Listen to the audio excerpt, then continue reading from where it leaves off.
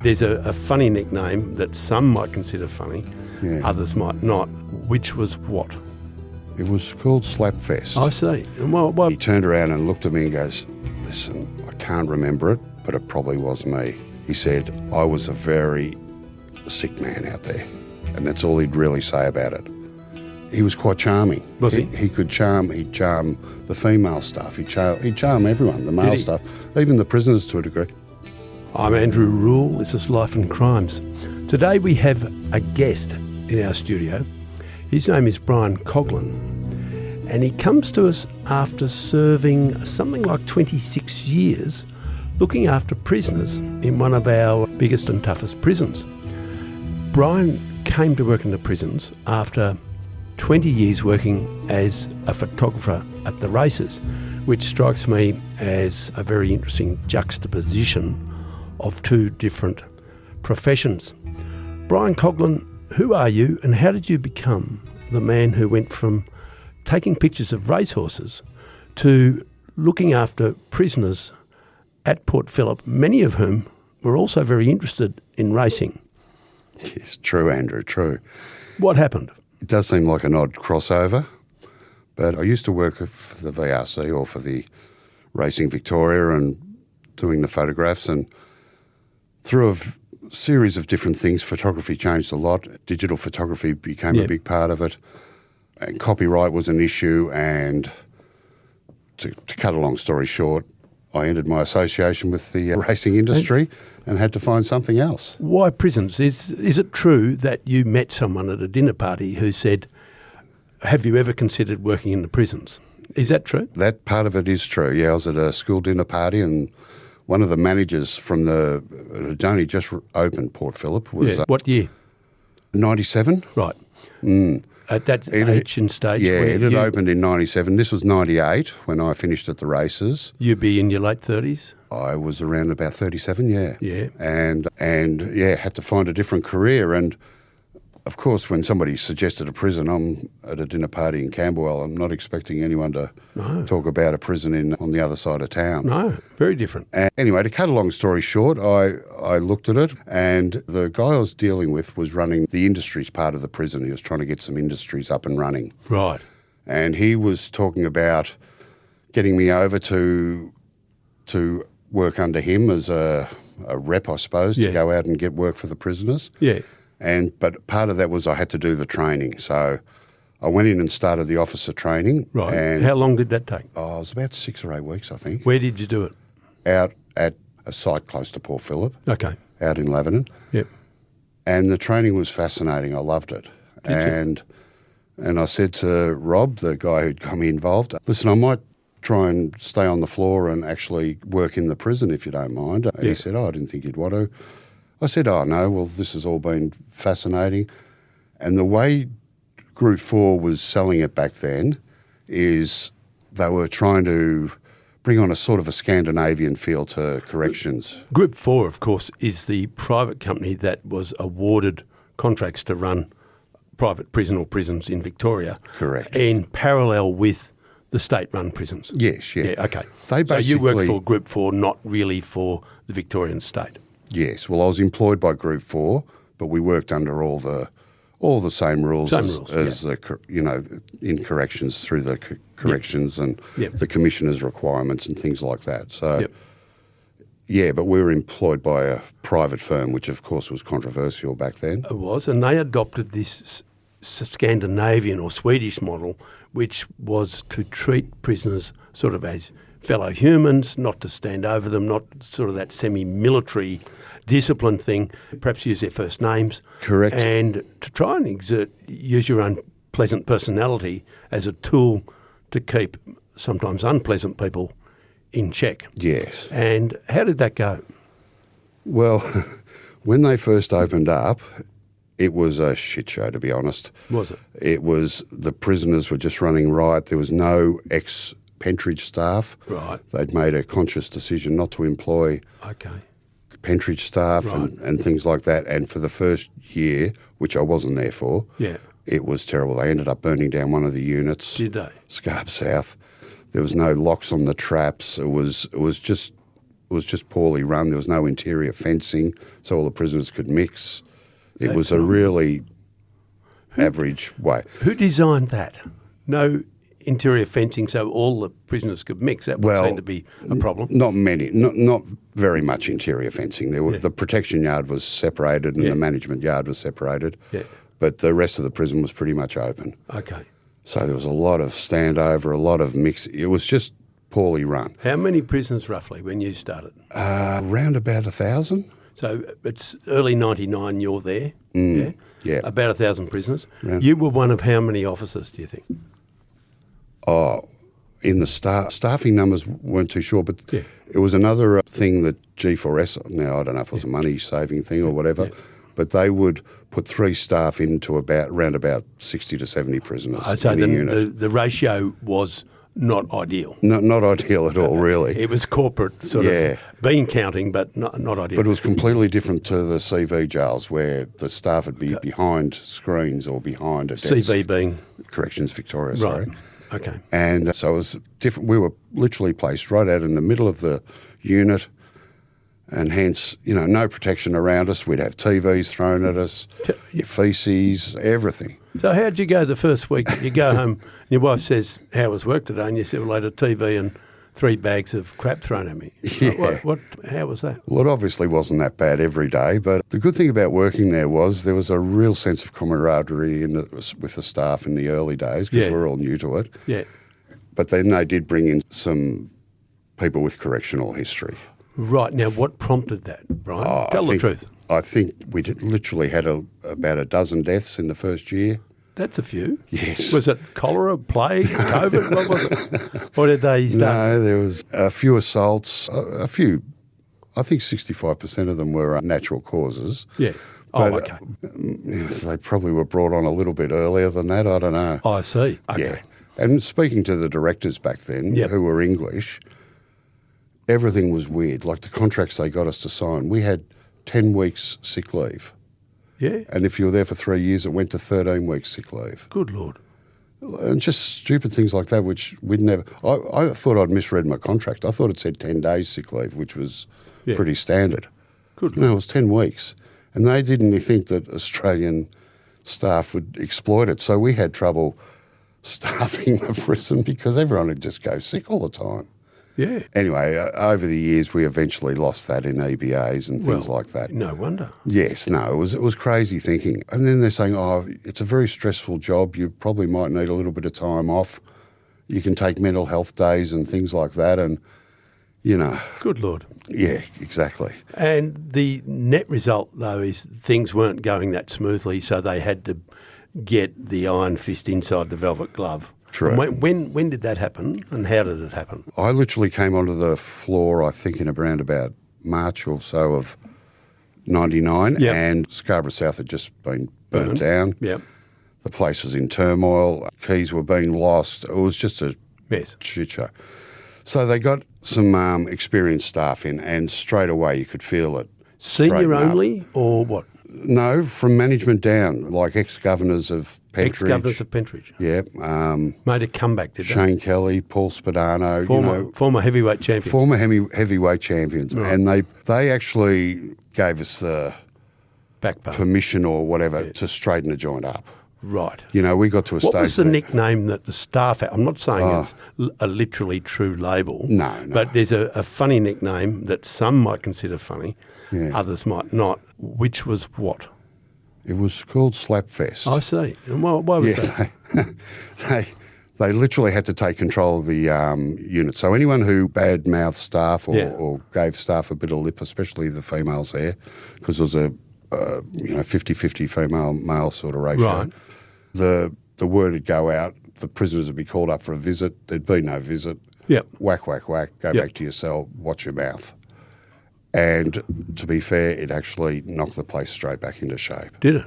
Well, within a couple of months, some of the cheekier elements didn't want to leave their cells after a while in case they got into trouble. Yes, yeah. Well, they became very careful with the way they spoke to staff, put it that way, because the staff were always, because they were all people persons, they would talk to the prisoners and use their first names. Yeah. Now, apparently that didn't happen at the government jails. No. Everyone was called by their surname. They expected us to be called. Mr. Thing. And, So the prisoners were quite uncomfortable with it at first, calling you Brian instead of Mr. Coghlan or whatever it was. They grew up in a different system. Exactly, especially the older school ones. But it eventually won over, and it's terribly hard to praise someone when you're calling them by their surname, or to call them up. Yeah. If you're using the intercom or something, obviously you do it. But when you're just dealing with them one-on-one, which you had to do every day. You're the nice bloke that came from the races, a friendly fella, good people person, quite not a man of threatening demeanour. What niche did you find in the jail? What were you good at, and what did you do mostly? Well, it's probably a good word for it, really, because I became what they called a SASH officer. It standard for suicide and self-harm. Right. We'd lost numerous prisoners in the first few years at Port Phillip. What did the prisoners call you? Well, I became known as a Care Bear, one of the Care Bears. Right. So I'd interview every prisoner on arrival to Port Phillip when they came back from court, or if they got a sentence at court. Right. So, How you feeling? How you feeling? And listen, 9 times out of 10 it was, no, I'm fine, boss, all good. It was about what I was expecting or, whatever. But, every now and again you get someone whose cage had been rattled and they thought, shit, I've got to spend the next 15 years here or whatever. Right. And you just talk them down, or you might offer to contact their family because they wouldn't have seen their family since court or since they'd been transferred. And you could do all that? And I had the authority to do that. Yeah, right. It was quite good. It was. So you could build reasonably friendly relationships with some people. Yeah, for sure. And beware, of course, you'd be careful not to be manipulated by people, but depending, or you could, with a bit of luck, manipulate some to lean on others. Yeah. Our listeners out there are listening to this and they're thinking, now, who did he actually look after? There will be names of prisoners that some of them will be quite well known to the public and some won't. But I understand that a fellow that I've had a bit to do with in some ways, I've written a book about this fellow, a bloke called Raymond Edmonds, who sadly had the alias in the media of Mr. Stinky. He was one of the long-term prisoners that you knew and cared for, if that's the right word, in Port Phillip. Yes. Tell me about Raymond Edmonds. What age roughly was he when you got there? Oh, he would have been about his 50s. Probably mid-50s or 50s, yeah. He was born during World War II. He's born early 40s. Like he's probably in his early 80s now, so it would have been around about mid-50s, I suppose. Yeah. And when I arrived there, he used to do the rations for the whole prison. Right. And so his cell was next to a room that was like a storage room that contained everything from bed packs to, washing equipment, anything they'd need, sugar, everything. So he'd do, literally on his own, the rations for the whole jail. Did he? Back then. Back then he did, yeah. And for jail? For the whole jail, yeah. So it's like a bit of a prison storeman. He was, yeah. And what was he like? I know he was a physically strong man when he was a share farmer, regarded by young men who knew him when he was a young man as a fellow that could lift up a very heavy trailer hitch. And he was actually a crack shot too, a very good shot with a rifle. Okay. Yeah. But he was a strong man in the sense of farmers being strong men. I don't know that he was renowned as, a fist fighter or anything, because he wasn't a criminal per se. He was a deviant, but not a criminal. He was a rapist and a murderer. He was, exactly. But he was never a bank robber. He was in on some pretty heinous crimes. But when you're actually dealing with him on a day, he was quite charming. Was he? He'd charm the female staff. He'd charm everyone, the male staff, even the prisoners to a degree. And I often wondered how he kept control of them, because when he moved on to a bigger unit, he would literally just sit by the front door of the unit, and the prisoners would come up and ask him for stuff, and he was very fair. He was always, whether the protection, mainstream, management, didn't matter what you were in on. Yeah. He always, if blokes were trying to stand over, terrorists or pedophiles or something like that, he'd make sure they always got their meals, got everything that they're entitled to. Really? Yeah, he was very fair along those lines. He was so institutionalised, this was his life. Right. So he just had to make the most of it.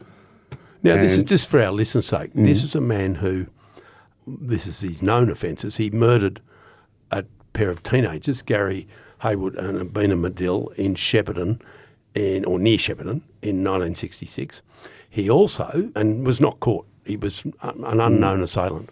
He was subsequently caught nearly 20 years later because they fingerprinted him at Albury over an indecent exposure charge. And they realised that this print matched up not only with the murdered boy's car, Gary Haywood's car, but with prints left at many rape scenes in Melbourne in the eastern suburbs. So our 1960s killer was in fact our 1970s suburban rapist. And he was a very prolific rapist. And although he was only convicted of several rapes, like 5 or 6 or something, it is thought that he did dozens. And I mean, 50 or 60 or God knows what. So he was a seriously violent offender over at least 2 decades. This guy. And I'm just wondering sort of how he sort of could pull much weight in jail with that history, or? Well, as I said, it is literally beyond me how he survived so long without being assaulted, because of the nature of his crimes. Listen, he wasn't obviously proud of them because I'd spoke to him numerous times about it, and I actually had returned from a party one night where, as you do, if you work in a prison, people ask you questions. Someone asked me if I knew him. I said I do. And she then told me that she escaped an attack by him and told me about this. And it was up on the border, I think it was around Echuca or Moama or somewhere up that way. Yeah. And gave me some details about how she was on a bike and some guys jumped out of the bushes and pushed her off the bike and tried to assault her, and anyway, she got away. So I walked in. May or may not have been him. But I raised it with him the next day. He said, what'd you do last night? And I said, I went to a party. And I said, actually, I was talking to a girl who thinks that you might have attacked her at one stage. And he sort of pulled a quizzical head, and I said, listen, I don't know. I'll tell you what she told me and see if it makes sense. And told him it was up on the border and he was living in a humpy and in some bushes near the border. And he turned around and looked at me and goes, listen, I can't remember it, but it probably was me. He said, I was a very sick man out there. And that's all he'd really say about it. And I thought, that's weird. But he didn't deny it. No. And when he said it could have been me, he said, that sounds like what I would have done. Yep. And I was, gee, that's weird. So that's Raymond Edmonds, Mr. Stinky. Yeah, and he was quite to this day, even though he's quite old. Well, he's never to be released, yeah. Yeah, he won't be released, I don't think. Not, except possibly on his deathbed or something. Now, there are others, and more recent people that have become well-known more recently who are well-known to you, and one of them would be Tony Mockbell. Yes. Tell us about Tony. Well, when I was still working at the races, we'd first run into a crew that earned the tracksuit gang nickname. This is mid to late 90s. This would be 90s. late 90s, I think. Yeah, 96, 97. Yeah, exactly. Yep.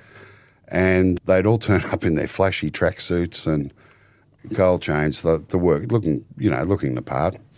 But they'd bet like there was no settling. Yeah. They'd take on a few of the bigger bookies back then, and as I knew of most of the bookies back then, I don't know who dubbed them the tracksuit gang, but that's what they became known as. And anyway, to cut a long story short, turned out to be Tony Mockbell and his brothers. And next thing you know, they're in at Port Phillip on various different charges and things. The 3 of them were there, I think, at this stage. Anyway, and as I was doing the sash up in my office in the admissions building, which was separate from the units, and it wasn't uncommon for Tony to come up and stick his head in and say, how you going? And I'd say, good. And he goes, can you ring Jimmy Cassidy for us?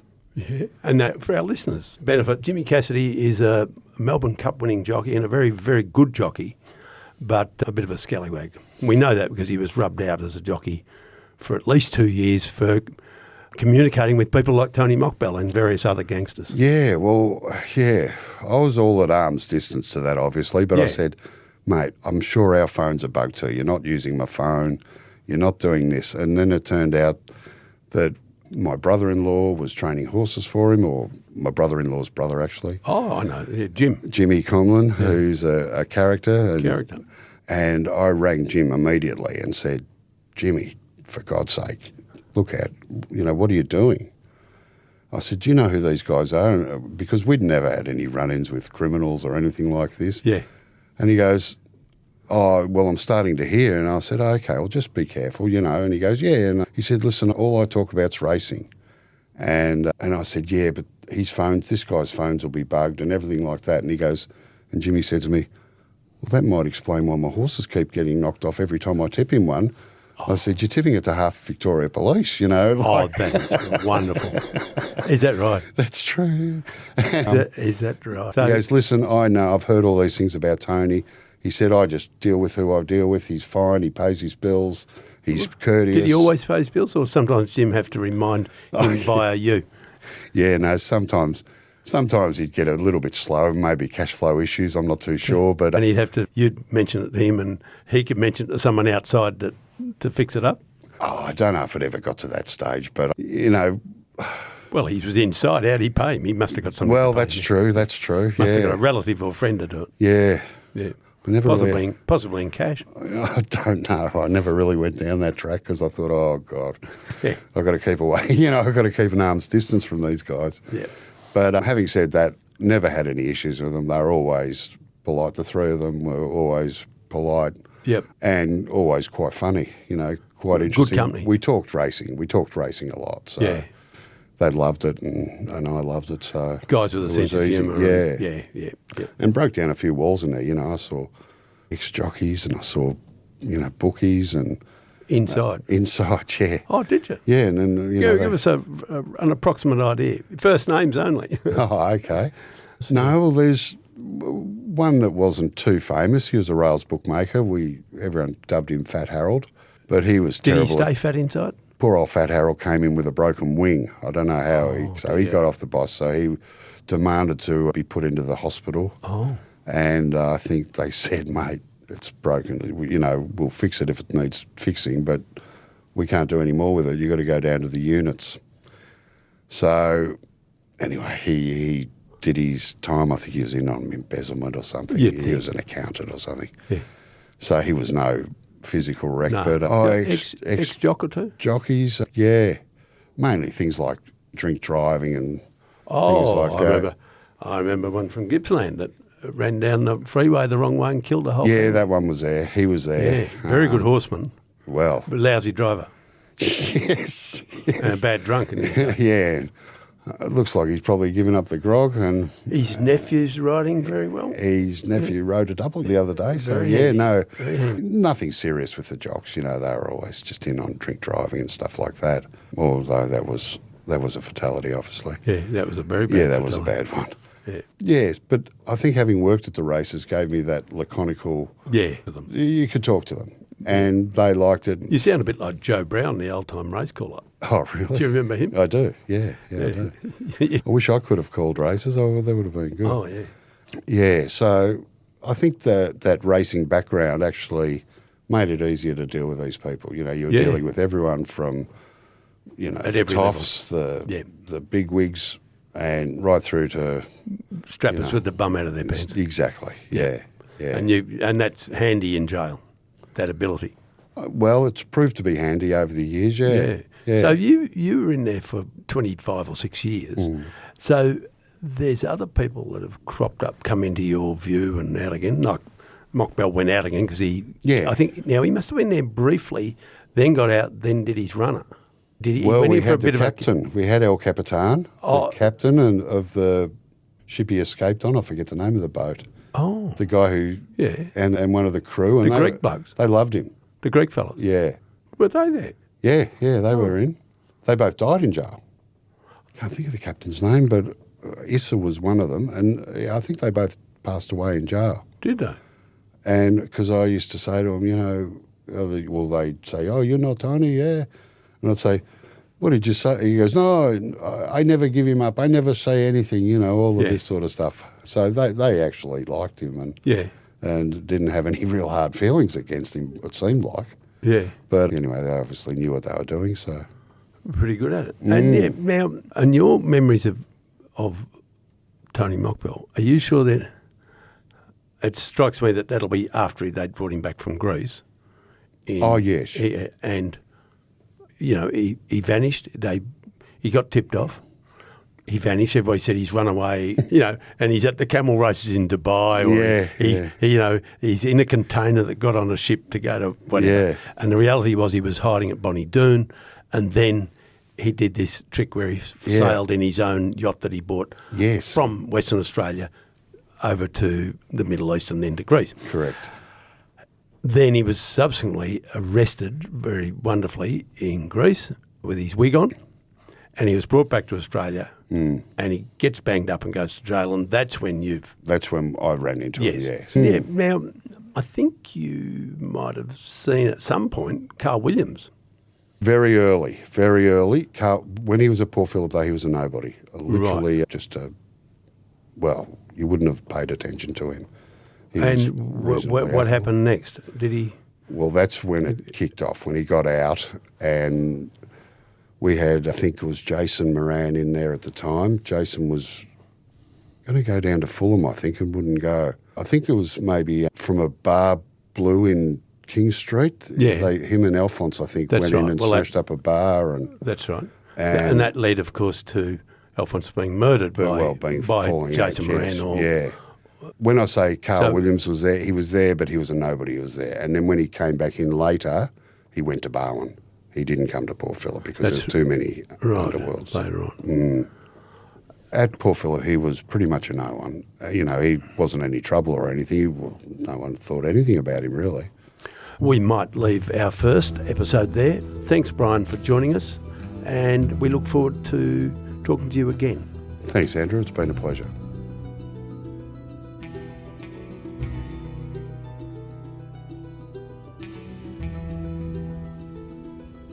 Thanks for listening.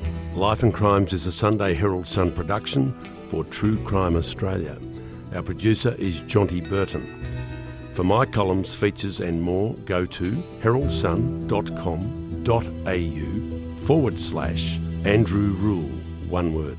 For advertising inquiries, go to newspodcastssold@news.com.au. That is all one word, newspodcastssold. And if you want further information about this episode, links are in the description.